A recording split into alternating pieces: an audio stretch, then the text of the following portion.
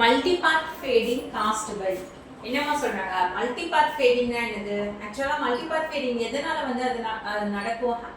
நார்மலா சிக்னல் வந்து நமக்கு வேற வேற பாத்ல இருந்து ப்ரொபகேட் ஆகும்போது ரிசீவ் ஆன சிக்னல் பாத்தீங்க அப்படின்னா வேரியேஷன் இருக்கும். ஓகேவா?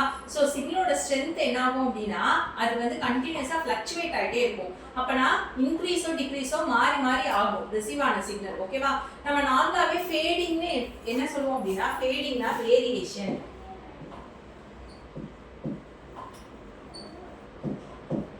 ஸோ வேற வேற பாத்ல இருந்து ஃபேட் ஆகுது அப்படின்னா அது எதனாலன்னு கேக்குறாங்க. ஓகேவா? ஸோ மல்டி பாத்ல இருந்து ஒரு சிக்னல் ப்ரொபகேட் ஆகி போகுது அப்படின்னா ரிசீவ் ஆகும்போது மல்டிபாத் ஃபேடிங் எதனால நடக்குது அப்படின்னா அப்ப நமக்கு சிக்னல் வந்து வேரி ஆயிட்டே எதனால இருக்கு அப்படின்னா ஸோ ரீசன் ஃபர்ஸ்ட் என்ன கொடுத்துருக்காங்க? ரிஃப்ளெக்ஷன் கொடுத்துருக்காங்க. கண்டிப்பா சிக்னல் என்ன ஆக சான்ஸ் இருக்கு? பவுன்ஸ் ஆக சான்ஸ் இருக்கு. ஓகேவா? எதனாலலாம் சிக்னல் பவுன்ஸ் ஆக சான்ஸ் இருக்கு? பில்டிங்ஸ் இருக்கலாம், இல்லனா வந்து வேற என்ன இருக்கலாம், வால்ஸ் இருக்கலாம். அதுல இருந்து நமக்கு சிக்னல் வந்து பவுன்ஸ் ஆக சான்ஸ் இருக்கு. சோ அப்ப ரிஃப்ளெக்ஷனும் ஒன் ஆஃப் தி ரீசன் தான் சிக்னலோட ஸ்ட்ரென்த் வேரி ஆயிட்டே இருக்கிறதுக்கு. அப்படிதானே? அதாவது நமக்கு வால்ல பட்டு அது என்ன ஆகலாம்? சிக்னல் ரிஃப்ளெக்ட் ஆகலாம். சோ பில்டிங்ஸ், வால்ஸ்னால ஓகேவா? சோ பில்டிங் வால் எல்லாம் பட்டு என்ன ஆகும்? சிக்னல் டிராவல் ஆயிட்டு இருக்கும்போது டால் பில்டிங்ஸ்லயோ வால்லயும் பட்டு சிக்னல் வந்து கண்டிப்பா ரிஃப்ளெக்ட் ஆக சான்ஸ் இருக்கு. ஓகேவா? அதனால சிக்னல் ஸ்ட்ரென்த் வேரி ஆக சான்ஸ் இருக்கு. அடுத்து என்ன கொடுத்திருக்காங்க? ரீஃப்ராக்ஷன் கொடுத்திருக்காங்க. ரீஃப்ராக்ஷன் போது சிக்னல் வந்து இந்த டிஃபரண்ட் டிரான்ஸ்மிஷன் மீடியா வேற வேற மீடியால வந்து சிக்னல் டிராவல் ஆகுறதுனால கண்டிப்பா பெண்ட் ஆக சான்ஸ் இருக்கு. சோ சிக்னல் வந்து என்ன ஆக சான்ஸ் இருக்கு? பெண்ட் ஆகவும் நமக்கு சான்ஸ் இருக்கு. ஏன்னா டிஃபரண்ட் மீடியால டிராவல் பண்ணி வரனால. ஓகேவா? ஸ்கேட்டரிங்னு கொடுத்திருக்காங்க. ஓகேவா?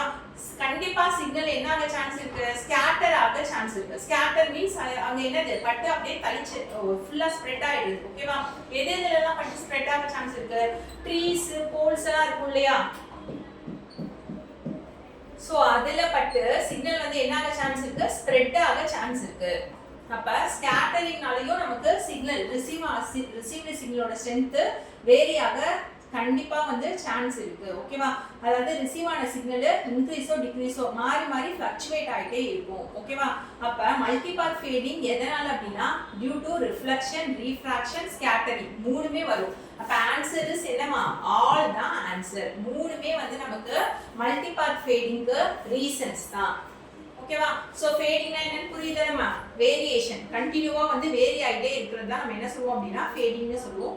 சோ மல்டிபாத் ஃபேடிங் வந்து எதனால அப்படின்னா நம்ம சிக்னல் வேற வேற இடத்துல இருந்து வேற வேற பாத்ல இருந்து ப்ரொபகேட் ஆகும்போது மல்டிபிள் பாத்ல இருந்து சிக்னல் ப்ரொபகேட் ஆகும்போது கண்டிப்பா அந்த டிரான்ஸ்மிஷன்ல ரிஃப்ளெக்ஷன் நடக்கும், ரீஃப்ராக்ஷன் நடக்கும், ஸ்கேட்டரிங் நடக்கும். இதனால கண்டிப்பா நமக்கு ஃபேடிங் நடக்கிறதுக்கு சான்ஸ் இருக்கு. ரிசீவ் ஆன சிக்னலோட ஸ்ட்ரென்த் வேரி ஆகிறதுக்கு கண்டிப்பா வந்து இது எல்லாமே வந்து என்னது அப்படின்னா ரீசன்ஸ் தான். ஓகேவா? So next question, GSM users. First GSM na enna? Global System for Mobile Communication ah. So global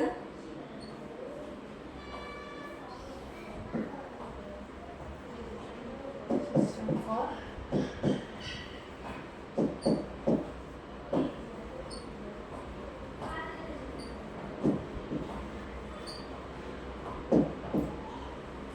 the global system for mobile communication எதை யூஸ் பண்ணுது அப்படின்னா TDMA யூஸ் பண்ணுது. TDMA என்னமா? Time division multiple access. ஓகேவா? So இந்த TDMA use பண்ணி நம்ம இது என்ன பண்ணுது அப்படின்னா டைம் ஸ்லாட்டா வந்து டிவைட் பண்ணுது.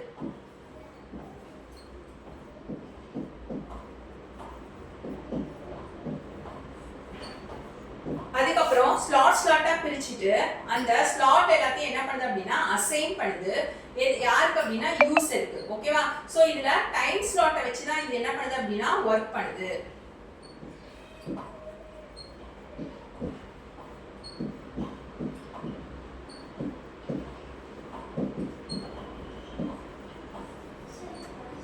அப்ப என்னமா நம்மளோட GSM வந்து TDMA தான் யூஸ் பண்ணுது. சோ TDMA னா என்ன சொல்லுவோம்? டைம் டிவிஷன், அதாவது நமக்கு இது என்ன பண்ணும் அப்படின்னா டைமை ஸ்லாட்டா பிரிச்சுட்டு அசைன் பண்ணிடும். ஓகேவா, யூசருக்கு அசைன் பண்ணிடும். எதுக்காக அப்படின்னா இந்த டைம் ஸ்லாட்டை வச்சு தான் வந்து என்ன பண்ணுவாங்க அப்படின்னா யூசருக்கு இது என்ன பண்ணிடும் அப்படின்னா நமக்கு நேரத்தை வந்து அப்படியே ஸ்லாட்டா பிரிச்சு யூசருக்கு இது என்ன பண்ணிடும் அப்படின்னா அசைன் பண்ணி ஒர்க் பண்ணும். ஓகேவா, மல்டிபிள் மெம்பர்ஸ் வந்து ஆக்சஸ் பண்றதுக்காக தான் இது என்ன பண்ணுவோம் அப்படின்னா யூஸ் பண்ணுவோம். ஓகேவா, எப்படி ஃப்ரீக்வன்சியை டிவைட் பண்ணி நிறைய பேருக்கு ஆக்சஸ் பண்ணி கொடுப்போம், அந்த மாதிரி இல்ல டைமை ஸ்லாட்டா பிரிச்சு அதை வச்சு தான் யூசருக்கு என்ன பண்ணுவாங்க அப்படின்னா ஆக்சஸ் பண்ண கொடுப்பாங்க. ஓகேவா, ஸோ ஜிஎஸ்எம் வந்து எதை யூஸ் பண்ணுது அப்படின்னா டிடிஎம்ஏ யூஸ் பண்ணுது. ஓகேவா, நெக்ஸ்ட் LTE uses. LTE னா ஃபர்ஸ்ட் என்னமா long term evolution.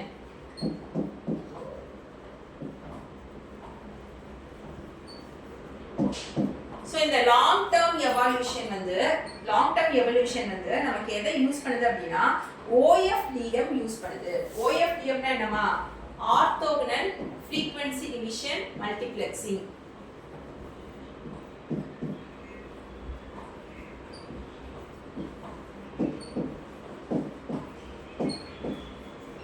orthogonal frequency division multiplexing.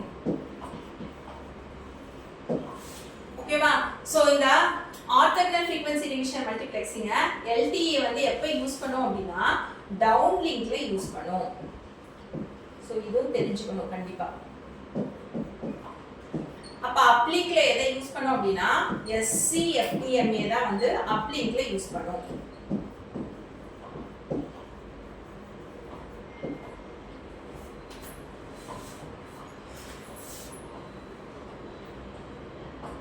Next question, MIMO improves. MIMO na enama multiple input multiple output. MIMO.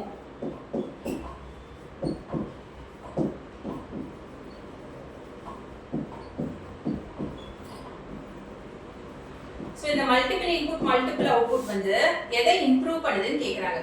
ஓகேவா, இந்த multiple input multiple outputல என்ன யூஸ் பண்ணிருப்பாங்க அப்படின்னா multiple antennas வந்து யூஸ் பண்ணிருப்பாங்கமா. பத்தி இம்பார்ட்டண்டா இத தெரிஞ்சுக்கணும். மல்டிபிள் ஆண்டனாஸ் வந்து டிரான்ஸ்மிட்டர்லயும் சரி ரிசீவர்லயும் சரி சோ மல்டிபிள் ஆண்டனாஸ் யூஸ் பண்ணிருப்பாங்க. இந்த மிமோல வந்து நமக்கு என்னென்ன மெயின் அட்வான்டேஜ் என்ன அப்படின்னா டேட்டா ரேட் வந்து இன்க்ரீஸா கிடைக்கும். It increases the data rate. So data ரேட்டை இன்க்ரீஸ் பண்ணி கொடுக்கும். அது மட்டும் இல்லாம சேனல் கெபாசிட்டியை இம்ப்ரூவ் பண்ணும். இப்படி நம்ம மல்டிபிள் ஆண்டனாஸ் வந்து டிரான்ஸ்மிட்டர் ரிசீவர்ல மல்டிபிள் இன்புட் மல்டிபிள் அவுட்புட் இருக்கறனால நமக்கு என்ன இம்ப்ரூவ் ஆகுது அப்படின்னா சேனலோட கெபாசிட்டி இம்ப்ரூவ் ஆகும். So it improves channel capacity. கண்டிப்பா நமக்கு இது என்னன்னா அப்படின்னா ரிலையபிலிட்டியும் இம்ப்ரூவ் பண்ணும். சோ நம்பகத்தன்மையும் அதிகமாகும். இது எல்லாமே இந்த மிமோவோட அட்வான்டேஜ் தான்மா. ஓகேவா, சோ மிமோனும்போது மல்டிபிள் இன்புட் மல்டிபிள் அவுட்புட், இதுல வந்து மல்டிபிள் ஆண்டனாஸ் வந்து டிரான்ஸ்மிட்டர்லயும் ரிசீவர்லயும் யூஸ் பண்ணுவாங்க. இந்த மல்டிபிள் ஆண்டனாஸ் யூஸ் பண்ணி இப்படி நம்ம ஆப்ரேட் பண்றதுனால நமக்கு இதுல டேட்டா ரேட் வந்து இன்க்ரீஸ் பண்ணும். அது மட்டும் இல்லாம நமக்கு சேனல் கெபாசிட்டி இம்ப்ரூவ் ஆகும். நெக்ஸ்ட் ரிலையபிலிட்டியும் இன்க்ரீஸ் ஆகும். அப்ப இங்க இருக்க ஆப்ஷன் என்னமா மிமோ இம்ப்ரூவ்ஸ் எதை இம்ப்ரூவ் பண்ணுது? கண்டிப்பா சேனல் கெபாசிட்டியை இம்ப்ரூவ் பண்ணுது.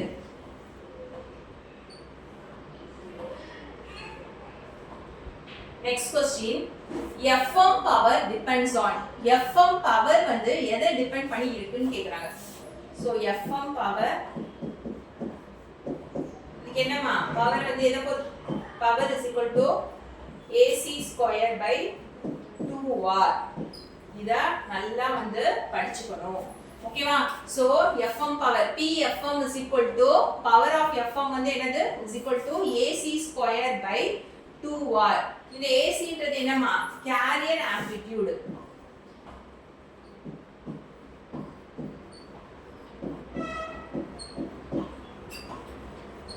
R ன்றது என்னது லோட் ரெசிஸ்டன்ஸ்.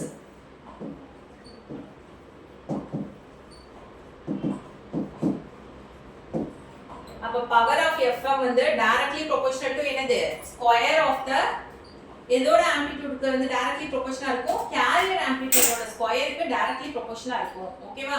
சோ அப்ப எஃப்எம் பவர் வந்து எதை டிபெண்ட் பண்ணி இருக்கு? கேரியர் ஆம்பிளிட்யூட டிபெண்ட் பண்ணி இருக்கு. ஓகேவா? சோ இந்த ஃபார்முலாவை படிச்சுக்கோங்க. PFM power of FM AC²/2R. ஓகேவா? அப்ப நமக்கு கேரியர் ஆம்பிளிட்யூடோட ஸ்கொயருக்கு பவர் வந்து FM பவர் வந்து டைரக்ட்லி ப்ரொபோஷனலா இருக்கும். ஓகேவா? அப்ப FM power depends on carrier amplitude.